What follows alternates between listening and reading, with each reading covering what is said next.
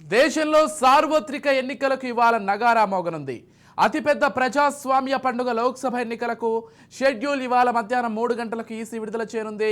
Vignan Bhavan plenary హాల్లో జరిగే media సమావేశంలో కేంద్ర ఎన్నికల సంఘం ప్రధాన కమిషనర్ రాజీవ్ కుమార్తో పాటు ఇద్దరు కమిషనర్లు జ్ఞానేష్ కుమార్, సుఖ్ధీర్ సింగ్ సింధులు సాధారణంతో పాటు 4 రాష్ట్రాల అసెంబ్లీ ఎన్నికలకు తేదీలు వెల్లడించనున్నారు. 18వ లోక్సభ ఆంధ్రప్రదేశ్, ఒడిశా, అరుణాచల్ ప్రదేశ్, సిక్కిం రాష్ట్రాల అసెంబ్లీలకు ఎన్నికలు జరగనున్నాయి.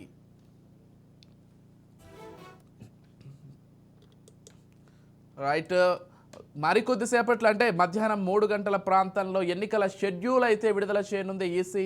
మొత్తంగా ఒకవైపు పార్లమెంట్ ఎలక్షన్స్ అంటే లోక్సభ ఎలక్షన్స్, మరోవైపు 5 రాష్ట్రాల ఎన్నికలకు సంబంధించి ప్రధానంగా ప్రెస్ మీట్ కూడా ఉండబోతున్నట్లుగా తెలుస్తోంది. ఇదే అంశానికి సంబంధించి మరింత సమాచారం అందించడానికి మా పొలిటికల్ ఎడిటర్ అరవింద్ కోహ్లీ సిద్ధంగా ఉన్నారు. ఎస్, చెప్పండి అరవింద్. విజయ్, అంటే ప్రధానంగా సార్వత్రిక ఎన్నికలతో పాటు 5 రాష్ట్రాల ఎన్నికలకి మరి కాసేపట్లో తెరలేవబోతోంది. ఈ రోజు ఎన్నికలకు షెడ్యూల్కి సంబంధించినటువంటి ప్రకటన వస్తుంది. ఆ ప్రకటన రావడంతో ప్రకటనతోటే ఎన్నికలకు సంబంధించినటువంటి పూర్తి స్థాయి ప్రక్రియ ప్రారంభమైనట్టుగా భావించాలి. అప్పటి నుంచి ఎన్నికల కోడ్ అమల్లోకి వస్తుంది. ఈ రోజు 3 గంటలకి central election commission press meet ఉంది. సెంట్రల్ ఎలక్షన్ కమిషన్ లో ఉన్నటువంటి 3 సభ్యులు ఆ ప్రెస్ మీట్ అటెండ్ కాబోతున్నారు. గతంలో ఉన్నటువంటి ఒక సభ్యుడితో పాటు ఇటీవల కాలంలో 3 రోజుల క్రితమే మరో 2 సభ్యుల్ని కూడా యాడ్ చేసింది. కాబట్టి 3 సభ్యుల ఎన్నికల కమిషన్ ఈ రోజు ప్రెస్ మీట్ పెట్టబోతున్నారు. అయితే ఇక్కడ అందరితోనూ ఆసక్తిగా ఉన్నటువంటి అంశం ఏంటంటే ఎన్ని విడతల్లో జరగబోతోంది, ఏ విడతల్లో ఏ రాష్ట్రాలు జరగబోతున్నాయి అని. అయితే ఒక ఊహాగానం అయితే సర్క్యులేషన్ లో ఉంది.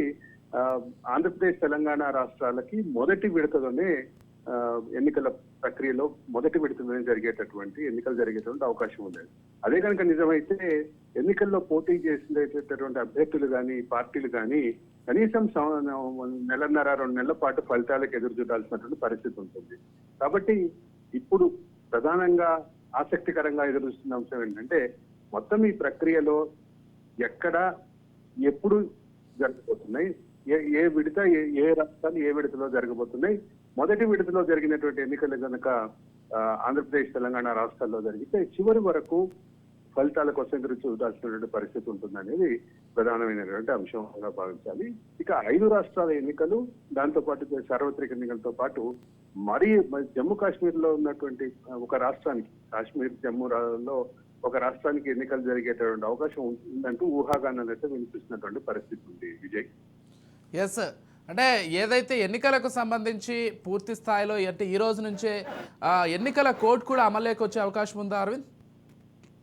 ఎన్నికల కోడ్ ఎన్నికల ప్రకటనతోటే ఆటోమేటిక్ గా అమల్లోకి వచ్చేస్తుంది. ఎన్నికల ప్రక్రియలో ఎన్నికల ప్రకటన అనేది, షెడ్యూల్ ప్రకటన అనేది ఒక ప్రధానమైన అంశంగా ఉంటుంది. దాని తర్వాత నోటిఫికేషన్ వస్తుంది. నోటిఫికేషన్ వచ్చే ముందుగానే ఎన్నికల ప్రకటన వచ్చిన రోజు నుంచే ఎన్నికల కోడ్ అమల్లోకి రావడం అనేది సాంప్రదాయంగా ఉంది. ఈ రోజు కూడా అదే జరుగుతుంది. Vijay, right, thank you Arvind.